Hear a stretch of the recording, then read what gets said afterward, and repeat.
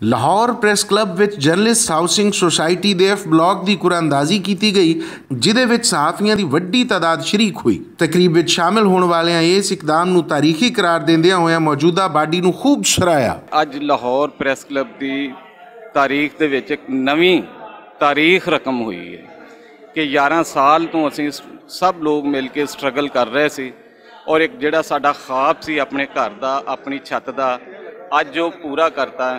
माशाअल्लाह साडे सदर आजम चौधरी साहब ने रवायतां जड़ियां एक पुरानियां सी उन्हां नूं तोड़दियां होया रात दिन मेहनत करके पहले रवायतां सी कि सारे लोग जिहड़े एंड ते जाके साल दे इलैक्शन दे विच इलैक्शन स्टंट सियासी चीज़ां बना के ते थोड़े बहुत काम करते सी, लेकिन उन्होंने आजम चौधरी साहब ने सारियां रवायतां नूं तोड़ के 4-5 महीनों ऐसा काम कर दिता है कि 300 फैमिली और पूरे 300 खानदान उन्होंने दुआवां दे रहे और ये बहुत वड्डा काम है प्रेस क्लब की तारीख के विच। बड़ा अच्छा कदम है और काफ़ी अरसे तो पेंडिंग सी। सहाफियों के भी बहुत बेचैनी फैल रही थी कि पता नहीं काम होएगा नहीं होएगा, क्योंकि पहले तकरीबन 1000 लोगों को प्लॉट मिल चुके सी। अगर एक अद्धी कम्यूनिटी वास्ते काम हो जाए और अद्धी वास्ते ना हो तो यकीनी तौर पर बेचैनी तो होंगी है।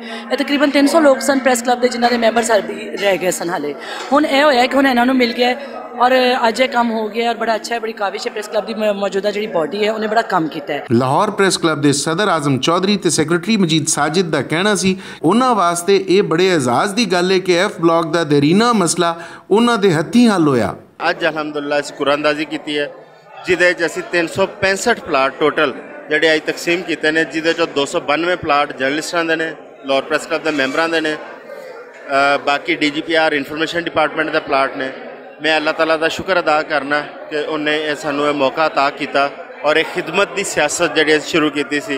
अज ओदा मैं समझना कि अल्लाह ताला ने सानू उनका सारा रिवार्ड अता किया है। मैं समझदा कि अल्लाह ताला का बड़ा शुक्र है, अल्लाह का बड़ा करम होया कि रमज़ान च साडे वो लोग जिहड़े 2007 की उम्मीदां लैके फिर रहे सी उन्होंने उन्हों दा अपना ख्वाब भी पूरा होया और उन्हों दे एक छत का वो ऐसा काम है, मैं समझदा है कि नेकी का काम भी है कि किसी को छत मयसर आ जाए और अल्लाह का यह शुक्र है कि वह साडे हथों होया है। इस खुशी के मौके उत्ते सीनियर सहाफियां भी 11 साल पुराने इस मसले के हल उत्ते खुशी का इजहार करदियां इस इकदाम नूं तारीखी करार दिता। जिस शख्स के कोल इस दुनिया दे विच छत मुयसर आ जाए ना, वो बड़ा खुशकिस्मत शख्स होंदा है।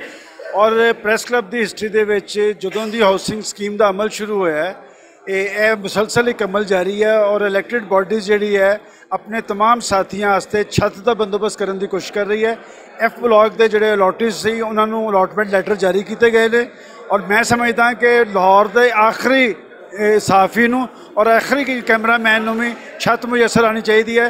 ये असीं भी जो कर सके करांगे और जिन्ना गौरमेंट ते दबाव पा सके पावांगे। 10 साल का इंतज़ार बड़ा यानी बहुत बड़ा अरसा जिस तो बाद सानू प्लाट मिले ने और अज असी बहुत सारे दोस्त साड़ी फैमिलीज़ दे विच बड़ा खुशी का आलम है, मसरत का आलम है। लोग बड़े खुश ने कि अज 10 साल बाद उन्होंने की छत जी है वो मिल रही है।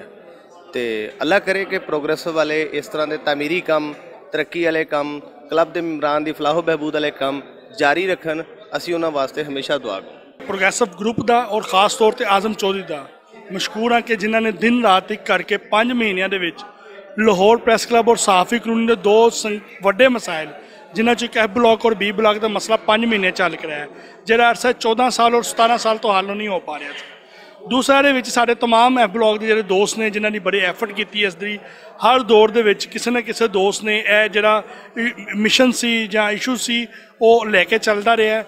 तो मैं सारे दोस्त जिन्हें भी साढ़े दोस्त ने उन्होंने मुबारकबाद पेश करना वा। दूसरा मैं उन्होंने आगाह कर देना चाहना वा कि जिन्होंने हर साल एफ ब्लॉक के राह रुकावटां पाइयां असीं उन्होंने चेहरे बेनकाब करांगे और उन्होंने कोलों जिहड़े साडे बच्चों कोलों 14 साल उन्होंने साडे कोल इंतकाम लिता और 3 मल्ले के उत्ते साडे प्लाटों उत्ते शब खून मारिया, उन्होंने बख्शिया नहीं जाएगा। लाहौर प्रेस क्लब विच जिथे एफ ब्लॉक का 11 साल पुराना मसला हल हो गया है, उत्थे ही हुण मुंतखब क्यादत उत्ते ये जिम्मेदारी भी आ गई है कि नवे बनने वाले मैंबरां लई सोसाइटी के फेज़ 2 का इंतजाम किया जाए।